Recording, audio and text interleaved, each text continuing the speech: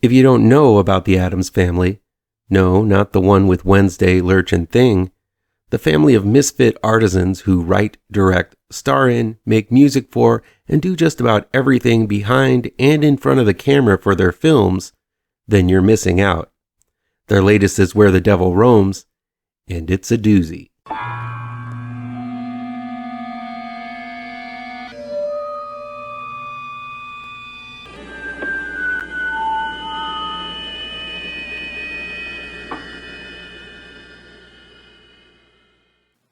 Welcome back to ML Miller Frights. I'm ML Miller. Before we begin, please do me a favor and punch that like button down below. Share this video with all of your social media addicted pals. Click subscribe to this channel and ring that bell for notifications. Where the Devil Roams is new on-demand and digital download from Yellow Veil Pictures. It's directed and written by John Addams, Zelda Addams, and Toby Poser. A family of carnies, the Addams family, travel apart from the circus they perform in, leaving a trail of bodies in their wake. But when tragedy strikes, the mute daughter, Eve, played by Zelda Addams, who can only communicate through song, must use dark magics to save her beloved family. This is the third Addams Family film I've seen, and man, is that family on a roll. With each film, they developed and perfect their distinctive voice in horror, carving out their own niche that is truly unique. Their films are more on the grungier side, depicting a side of life most people either think they are above or simply choose not to know about. They represent the common people who digs down in the dirt for their work and more often than not come up with only that same dirt as payment from this cruel world. The Deeper You Dig was a wonderful exploration of guilt and witchcraft, and its follow-up, Hellbender, delved into the dark relationship between mother and daughter, drowned in a witch's cauldron. With Where the Devil Roams, the Addams Family has delivered their most expansive and boldest film yet. Where the Devil Roams is almost a musical, with interludes of long quiets and sparse dialogue. The film has a music video aspect, as Eve only communicates in song. The first moments are shown through her eyes as we're introduced to this world of carnival performers and the strange shanty towns they visit during the Depression era. While the music is modern and often rockin' as hell, the simple melodies made by Toby Poser and Zelda Addams, who make up the band Hellbender themselves, capture the dreary and almost mystical existence of these colorful characters. While Where the Devil Roams spends an awful lot of time in the mire with the carnival and its performers, introducing these strange characters and their acts, the point of the film eventually finds its way to the surface.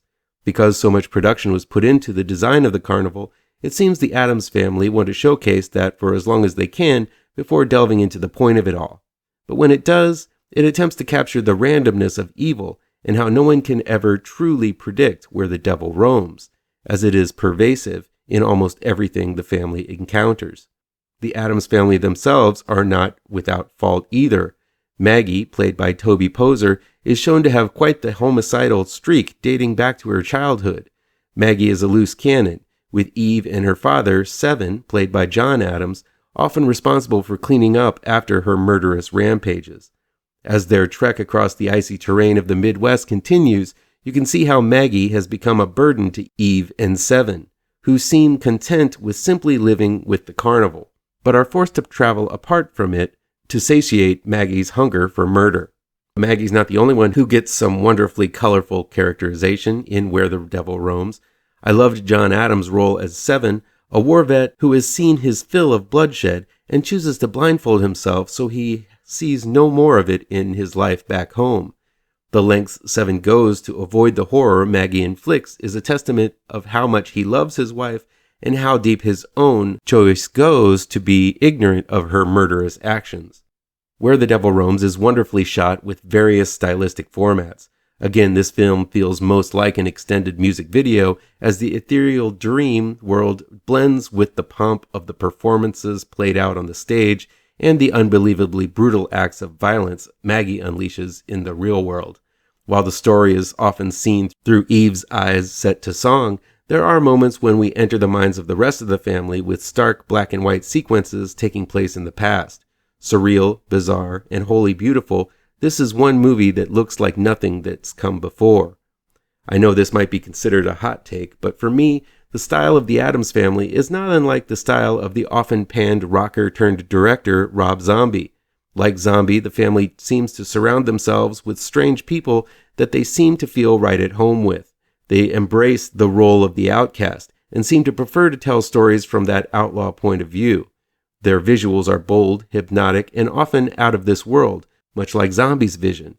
But where Zombie fails to get the narrative portions of the film right and refuses to work with a screenwriter that can sift through his style and find a story, the Addams Family are able to dive into the darkness and still manage to tell a fascinating, followable yarn at the same time. It's a sure bet you're not going to see another film like Where the Devil Roams again, at least until the Addams Family birth another movie. It may prove to be too surreal and unearthly for those who like their films more on the grounded side, but Where the Devil Roams shows what kind of magic the Addams Family can do with a little bit of budget. I honestly can't wait to see what dark territories this fascinating group of horror filmmakers go to next.